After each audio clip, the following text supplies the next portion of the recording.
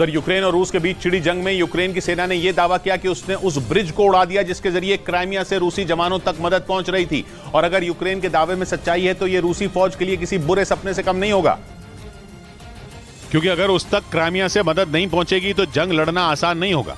Ukraine ने दावा किया कि जापोरिजिया में रूसी सेना को उसी ब्रिज के जरिए मदद पहुंच रही थी। बताया गया कि ब्रिज से रूसी सेना को हथियारों की सप्लाई की जा रही थी, लेकिन अब यूक्रेन की फौज ने उसे अपने भीषण हमले में तबाह कर देने का दावा कर दिया। जापोरिजिया पर पूरी तरह कब्जे के लिए रूस की सेना लंबे वक्त से लड़ रही है, लेकिन दावा है कि वो अब तक इसे अपनी मुट्ठी में नहीं कर सकी। वहीं रूस ने दावा किया कि यूक्रेन ने काला सागर में उसकी गैस पाइपलाइन को निशाना बनाते हुए हमला किया।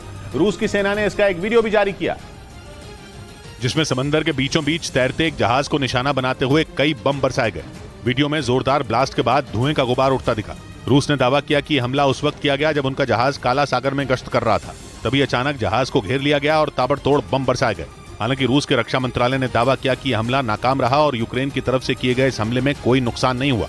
असल में इस पाइपलाइन के जरिए रूस तुर्की को गैस की सप्लाई करता है, लेकिन यूक्रेन ने रूस की गैस पाइपलाइन पर हमला बोला तो रूस की सेना ने यूक्रेन के कई लेपर्ड टैंकों को भी तबाह करने का दावा कर दिया।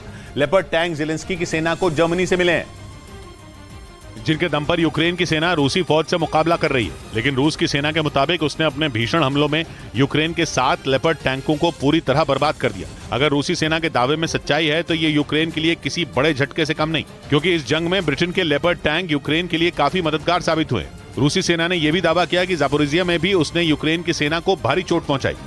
इस बीच यूक्रेन की खुफिया एजेंसी ने दावा किया कि रूस की सेना ने क्राइमिया में मौजूद एक केमिकल प्लांट के आसपास बारूदी सुरंगों का जाल बिछा दिया। पिछले कुछ महीनों से ज़ेलेंस्की की सेना लगातार क्राइमिया को टारगेट कर रही है और पश्चिमी मीडिया का दावा है कि क्राइमिया पर लगातार होते ड्रोन अटैक से पुतिन बुरी तरह परेशान है। इस बीच यूक्रेन की खुफिया एजेंसी ने दावा किया कि पुतिन ने अर्मियांस्क शहर में मौजूद एक केमिकल प्लांट के आसपास बारूदी सुरंगों का जाल बिछा दिया। यूक्रेन की मीडिया का दावा है कि पुतिन को इस बात का डर सता रहा है कि ज़ेलेंस्की की फौज कभी भी इस केमिकल प्लांट को निशाना बना सकती है, और अगर ऐसा हुआ तो वहां बड़ी तबाही मच सकती है, क्योंकि उस प्लांट में करीब 200 टन अमोनिया मौजूद है, जिसके रिसाव की वजह से हजारों लोगों की जान जा सकती है। माना जा रहा है कि इसी वजह से रूस ने यूक्रेन की सेना को रोकने के लिए वहां बारूदी सुरंगें बिछा दी। उधर पूर्वी यूक्रेन में ज़ेलेंस्की के लड़ाकू हेलीकॉप्टरों ने रूस के ठिकानों पर जमकर रॉकेट बरसाए। यूक्रेन की सेना ने दावा किया कि इस हमले में रूस के कई सैनिक मारे गए। यूक्रेन के इस पूर्वी हिस्से में पुतिन और ज़ेलेंस्की की सेना के बीच पिछले कई महीनों से भीषण जंग छिड़ी है, और इसी कड़ी में यूक्रेन की सेना ने रूस के कब्जे वाले इलाके को हासिल करने के लिए आसमान से बमों की बारिश कर दी। यूक्रेन की तरफ से जो वीडियो जारी किया गया उसमें ज़ेलेंस्की की सेना का एक हेलीकॉप्टर रूस के सैन्य ठिकानों को निशाना बनाने के लिए उड़ान भरता दिखाई दिया।